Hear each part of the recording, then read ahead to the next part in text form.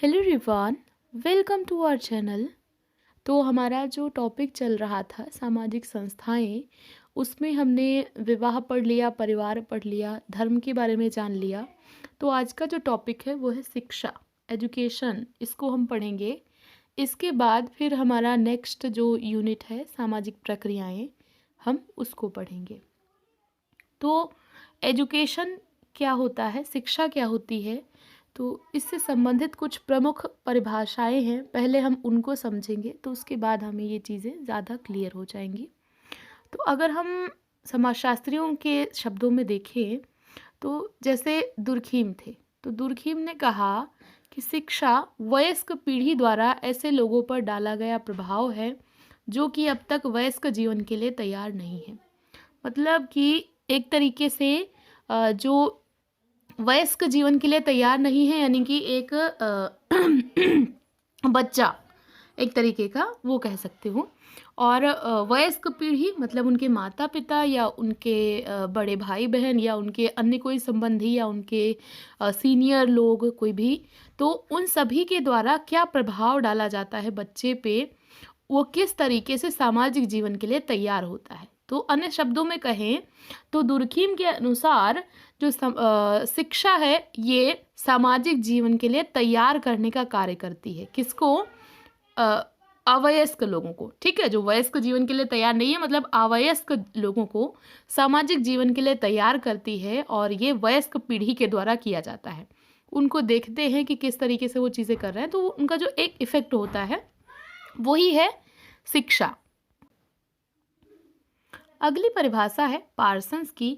तो पार्सन्स ने कहा है स्कूल समाजीकरण की एक केंद्रीय एजेंसी है जो परिवार और परिवार के और जो एक पर्सन होता है उसके बीच में एक कड़ी का कार्य करती है। परिवार है, समाज है, इनके बीच में कड़ी का कार्य करने का काम इसका होता है। ठीक है, तो समाजीकरण की एक केंद्रीय एजेंसी इसको माना, मतलब कि जो सोशलाइजेशन करने वाली जो संस्थाएं हैं उसमें मुख्य स्थान इसको दिया कि जो शिक्षा है, शिक्षा के द्वारा व्यक्ति का समाजीकरण होता है और फिर वो अपने परिवार का, अपने समाज का उसको अच्छे से समझ पाता है, उससे संबंधित जो उसके उत्तरदायित्व हैं उनको अच्छे से वो जान पाता है। तो ये चीज़ पार्सन्स ने कही है। बोर्दियो ने शिक्षा को सांस्कृतिक पुनरुत्पादन का माध्यम माना। अब यहाँ पे टर्म आई है सांस्कृतिक पुनरुत्पादन, इसको थोड़ा सा समझते हैं ये क्या होता है। देखिए, ये जो आई एम सॉरी, मेरा गला थोड़ा सा फंस रहा है। जो सांस्कृतिक पुनरुत्पादन है, कल्चरल रिप्रोडक्शन, इसमें बोर्दियो ने बताया कि जो पूंजीपति लोग होते हैं तो वो लोग अपना जो भी कल्चर है वो थोपने की कोशिश करते हैं जो निम्न वर्ग के लोग हैं या जो पिछड़े हुए लोग हैं। और ये चीज़ कैसे करते हैं? ये एजुकेशन के माध्यम से, शिक्षण संस्थाओं के माध्यम से। तो इनके अकॉर्डिंग, बोर्दियो के अकॉर्डिंग, जो शिक्षण संस्थाएं हैं ये पूंजीपतियों की संस्कृति का वाहक हैं, उनकी संस्कृति को आगे बढ़ाने का काम करती हैं, और जो लोअर क्लास के लोग हैं वो उनको फॉलो करते रहते हैं। देखिए क्या होता है कि जो पूंजीपति लोग होते हैं या जो कह लो कि हायर क्लास लोग होते हैं जिनके पास बहुत सारा पैसा है, तो वो लोग अपने बच्चों को उनके पास फैसिलिटीज़ भी हैं, बहुत ज़्यादा फैसिलिटीज़ हैं, तो वो अपने बच्चों को एक जो होता है ना कि एक क्वालिटी एजुकेशन, तो वो उनको क्वालिटी एजुकेशन प्रोवाइड कराते हैं शिक्षण संस्थाओं में। प्लस अपना उनके घर पे भी एक ऐसा माहौल होता है जो कि उनके अनुकूल होता है, तो वही लोग आगे बढ़ पाते हैं, वही लोग लाइफ में सक्सेसफुल हो पाते हैं, और शिक्षा भी उन्हीं को मिल रही है, तो वही लोग सेलेक्टेड हो पाते हैं। और जो लोअर क्लास के लोग हैं वो उनको फॉलो करने की कोशिश करते हैं, लेकिन वो चीज़ हो नहीं पाती। तो कल्चर किसका रिप्रोडक्ट हो रहा है? रिप्रोडक्ट मतलब कि एक बार खत्म, एक बार हुआ फिर उसको फिर से दोहराया जा रहा है, मतलब रीजनरेट हो रहा है। तो वो उच्च क्लास का हो रहा है। जो उच्च क्लास का बच्चा है, जैसे कोई सपोज कि आपके पड़ोस में एक कोई अंकल रहते हैं, एक त्रिपाठी अंकल रहते हैं। ठीक है, एक सपोज कि मैं एग्जांपल दे रही हूँ, कोई लोग इससे ऑफेंड मत होना। सपोज त्रिपाठी अंकल रहते हैं त्रिपाठी अंकल की एक लड़की है। ठीक है, अब उस लड़की को उन्होंने इंग्लिश मीडियम में पढ़ाया। शुरू से उसको इंग्लिश मीडियम में पढ़ाया। अब इंग्लिश मीडियम में पढ़ी है तो उसको इंग्लिश बहुत अच्छे से आती है। अब वो तो अपनी जो उसकी संस्कृति थी, जो क्लास कल्चर उसका था, उसको तो वो सीखी ही है, क्योंकि उसके घर में इतने अच्छे वैल्यूज़ उसको मिले, इतनी सुविधाएं उसको मिली। उन सब में उसको क्या होता है कि आगे जैसे कोई भी जॉब आती है, कोई भी कंपटीशन आता है, कुछ भी होता है, उसमें अब उसको सारी चीज़ें मिली हुई है ना, तो वो तुरंत ही अच्छे से चीज़ें परफॉर्म करके सेलेक्ट हो जाती है। अब यूपीएससी में ले लो, तो सपोज कि वो त्रिपाठी अंकल की बेटी यूपीएससी का एग्ज़ाम दे रही है। अब चूंकि वो पहले से इंग्लिश मीडियम से है, समाजशास्त्र से उसने लिया है, सारे बुक्स जो हैं इंग्लिश में अवेलेबल हैं, जो टीचर हैं वो भी अंग्रेजी में पढ़ा रहे हैं, बोल रहे हैं कि आप अंग्रेजी में घुसो, अंग्रेजी पढ़ो, मतलब सिंपल सी बात। ठीक, अब जो एग्ज़ाम बन रहा है, एग्ज़ाम जो पैटर्न है वो भी इंग्लिश में बन के आ रहा है, जो हिंदी वाले हैं हिंदी ट्रांसलेटेड मिल रहा है। तो ये सब चीज़ें क्या हैं, ये किसका कल्चर प्रोडक्ट कर रही हैं? पूंजीपतियों का, बड़े लोगों का। क्योंकि अंग्रेज, अब ये जो अंग्रेजों की छोड़ी गई अंग्रेजी है, यही तो है कि उन्होंने अपनी भाषा को शिक्षण संस्थाओं में घुसा दिया, और उसकी गुलामी हम लोग आज तक, उनके कल्चर को हम लोग आज तक उसको ढोते आ रहे हैं, उसको थोपते जा रहे हैं। तो उनका कल्चर जो है रिप्रोडक्ट हो रहा है फिर से।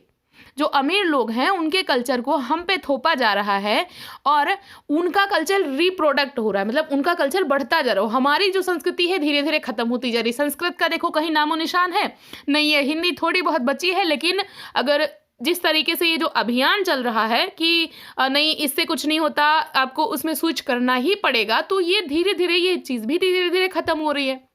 तो ये क्या है, हमारा कल्चर खत्म हो रहा है और उनका जो कल्चर था वो रिप्रोडक्ट हो रहा है, मतलब बढ़ता जा रहा है, थोपा जा रहा है।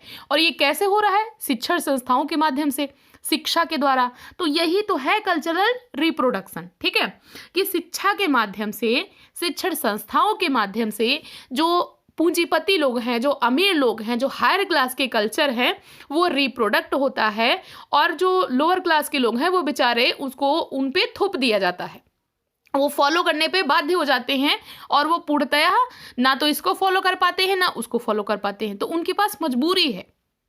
अभी आप यूपीएससी की प्रिपरेशन कर रहे हो तो आपके पास मजबूरी है कि आप इंग्लिश मीडियम में पढ़ो। अगर नहीं पढ़ रहे हो तो लोग बोलेंगे कि आपका सिलेक्शन नहीं होगा, या सिलेक्शन होगा तो रैंक नहीं आएगी। अब ये चीज़ क्यों हो रही है? क्योंकि पेपर इंग्लिश में बन रहा है, हिंदी जो आ रही है वो ट्रांसलेटेड आ रही है, हिंदी में कोई कंटेंट बनाना नहीं चाह रहा, हिंदी में कोई पढ़ाना नहीं चाह रहा। आपने ये चीज़ अगर नोटिस करी हो, अगर 2 साल पहले की मैं बात करूँ, आप यूट्यूब पे देख लेते, यूट्यूब पे हिंदी का कोई टीचर नहीं था समाजशास्त्र का। तो ये सब चीज़ें क्या हैं? ये सब चीज़ें वही चीज़ें तो शो कर रही हैं कि उनका कल्चर रिप्रोडक्ट हो रहा है। जो हायर क्लास के लोग हैं, जो अफोर्ड कर सकते हैं सुविधाएं, उनका कल्चर रिप्रोडक्ट हो रहा है, और जो निम्न क्लास के लोग हैं वो बेचारे शिक्षा की वजह से दबे कुचले पिछड़े रहे जा रहे हैं। तो यही चीज़ है। ठीक है, ये चीज़ है कल्चरल रिप्रोडक्शन। इसको अगर आपको डिटेल में थोड़ा सा पढ़ना है तो बोर्डियो पे मैंने एक वीडियो बनाई हुई है, उसका लिंक मैं आपको भेज दूंगी, आप वो देख लेंगे तो ज़्यादा अच्छे से समझ में आ जाएगा। अगली चीज़, डेविस एंड मूर क्या कहते हैं? तो डेविस एंड मूर ने कहा कि शिक्षा सामाजिक स्तरीकरण की प्रक्रिया का अंग है। जो शिक्षा है इसी के माध्यम से स्ट्रैटिफिकेशन होता है। बिल्कुल करेक्ट बात है। देखिए, जिसके पास ज़्यादा अच्छी एजुकेशन होगी तो जाहिर सी बात है जॉब भी उसके पास हो जाएगी, जॉब होगी तो पैसा भी उसके पास हो गया, पैसा है तो शायद वो राजनीतिक पावर भी हथिया ले, तो उसके पास सारी शक्तियाँ हो गई, सामाजिक आर्थिक राजनीतिक रूप से वो पावरफुल हो गया तो उसको स्ट्रैटिफिकेशन में ऊंचा स्थान मिल गया। अब देखो जो अशिक्षित लोग हैं वो बेचारे गरीब दबे कुचले पड़े रहते हैं, उनको कोई नहीं, तो उनका जो स्ट्रैटिफिकेशन का जो स्थान है बहुत ही नीचे है। तो शिक्षा सामाजिक स्तरीकरण की प्रक्रिया का एक अंग है, जो कि एक अहम भूमिका निभाती है सामाजिक स्तरीकरण को बनाने में। ठीक, ये मानना है डेविस एंड मूर का। उसके बाद आप क्या है कि जो ये एजुकेशन है इसका महत्व क्या है? जो शैक्षणिक संस्थाएं हैं इनका क्या महत्व है? आखिर इनका अगर अस्तित्व है तो क्यों है? इनका क्या इम्पोर्टेंस है, क्या इम्पोर्टेंट रोल है? तो इसको हम समझेंगे। तो इसके लिए 2 दृष्टिकोण, वही सेम जैसे पहले होता था वैसे ही कि हर चीज़ को समझने के लिए समाजशास्त्र में आपको 2 दृष्टिकोण मिलेंगे। इसीलिए मैंने ये 2 दृष्टिकोण हैं इनको आपको पहले पढ़ाया था। एक होता है मार्क्सवादी जो फिर व्यवस्था में कमियां ढूंढने की कोशिश करते हैं। एक होता है प्रकारवादी जो ये देखने की कोशिश करते हैं कि यदि है तो उसका कुछ ना कुछ कार्य ज़रूर होगा, वो अच्छी चीज़ है। तो प्रकारवादी दृष्टिकोण से यदि हम देखें तो शिक्षा समरूपता लाती है, समानता लाती है। जैसे दुर्खीम ने कहा कि शिक्षा सामाजिक समरूपता को स्थायी बनाती है।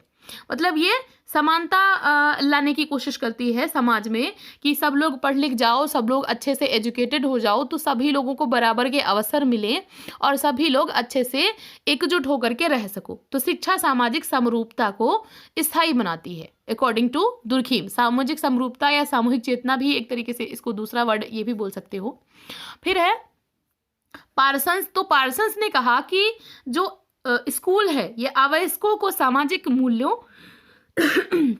जिसमें मानवीय मूल्यों और सार्वभौमिक मानकों की शिक्षा आती है, ये सब कुछ देते हैं। क्या देते हैं?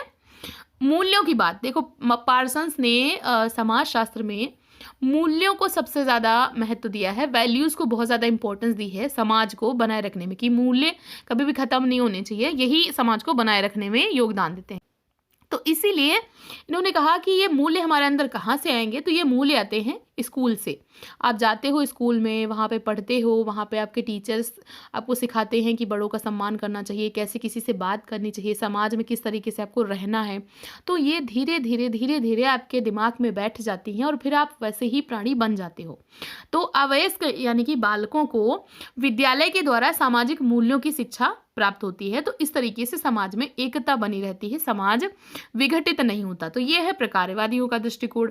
मार्क्सवादी दृष्टिकोण से यदि हम देखें तो अब मार्क्सवादी चूंकि व्यवस्था में थोड़ा सा कमियां ढूंढने की कोशिश करते हैं, तो अब जैसे बोर्दियो का आपने पढ़ा तो उन्होंने कहा कि शिक्षण संस्थाएं जो उच्च वर्ग की जो संस्कृति है उसको रिप्रोडक्ट करने का काम करती हैं। ठीक है, वैसे ही आपके जो मार्क्स हैं, फिर आपके अल्थुजर हैं, अल्थुजर को न मार्क्सवादी बोला जाता है। तो अल्थुजर ने शिक्षा को अधिसंरचना का भाग माना। क्या है? शिक्षा जो है ये अधिसंरचना का भाग है। ये शासक वर्ग के हितों को पूरा करती है और श्रम शक्ति का पुनरुत्पादन करती है। ठीक है, जो श्रम शक्ति है उसको दोबारा से रीजनरेट करने का काम करती है। कैसे करती है? तो जैसे मार्क्स ने कहा था कि एलाइनेशन, तो इन्होंने उस चीज़ को बताया कि जो शिक्षा है ये अधिसंरचना का भाग है और जो श्रमिक लोग हैं तो उनको देखो शिक्षा मिल नहीं पाती है। तो जब उनको शिक्षा मिल नहीं पाती है तो जो एक श्रमिक है उसका पिता भी वही कार्य कर रहा है, उसने अपने बच्चे को पढ़ाया नहीं तो उसका बेटा भी वही कार्य करेगा। और श्रमिक जो वो शासक वर्ग है उनको शिक्षा बहुत अच्छी मिल रही है, तो वो लोग पहले भी पूंजीपति थे, फिर उनके पास और पूंजी आ गई और पूंजी आ गई, उनके पास समझ होती चली गई। तो शासक वर्ग के हितों को पूरा करने का काम करती है शिक्षा। और इनके पास है नहीं श्रमिकों के पास, तो ये लोग बेचारे श्रमिक ही बनते चले जाते। श्रम शक्ति का पुनरुत्पादन मतलब श्रमिक का बेटा श्रमिक ही बन गया, वो कुछ और नहीं कर पाया। क्यों? क्योंकि उसके पास जो एक आवश्यक जो सुविधाएं थी वो उसको नहीं मिली, नेसेसरी जो उसकी नीड्स थी वो उसकी फुलफिल नहीं हुई, उसकी पूरी नहीं हुई। तो ये चीज़ें मार्क्सवादियों ने मानी कि ये शासक वर्ग के हितों को पूरा करने का कार्य करती है शिक्षा, और श्रम शक्ति का पुनरुत्पादन यानी श्रमिक को और ज़्यादा श्रमिक ही बनाने की कोशिश करती है, उसको पीढ़ी दर पीढ़ी ये चीज़ चलती रहती है। फिर अपने आते हैं अगर इंडियन परिप्रेक्ष्य में, तो जैसे आते हैं महात्मा गांधी। तो गांधी जी ने कहा था कि शिक्षा से तात्पर्य है बालक का सर्वांगीण विकास। अब सर्वांगीण विकास में क्या क्या आ जाएगा? शारीरिक, मानसिक, आध्यात्मिक विकास। ठीक है, जहाँ पे शारीरिक, मानसिक और आध्यात्मिक विकास की बात हो रही है उसका सर्वांगीण विकास, कि उसके व्यक्तित्व के जितने भी पहलू हैं तो वो सभी पहलू डेवलप्ड हों, ऐसी एजुकेशन होनी चाहिए। तो इन्होंने कहा कि सिर्फ जो किताबी ज्ञान है वो चीज़ नहीं होनी चाहिए, आप उसको आध्यात्मिक शिक्षा भी दो कि उसको मतलब जो मॉरल चीज़ें हैं वो भी पता हों, प्लस उसका जो मेंटली स्टेबलिशमेंट है। अभी देखो क्या होता है कि हम लोग किताबी एजुकेशन पे ज़्यादा फोकस कर रहे हैं, तो पढ़े लिखे लोगों के अंदर देखा गया है कि फ्रस्ट्रेशन ज़्यादा होता है, लोग सुसाइड करते हैं, लोग चीज़ों को गलत वे में लेते हैं, फिर गलत कार्य करते हैं।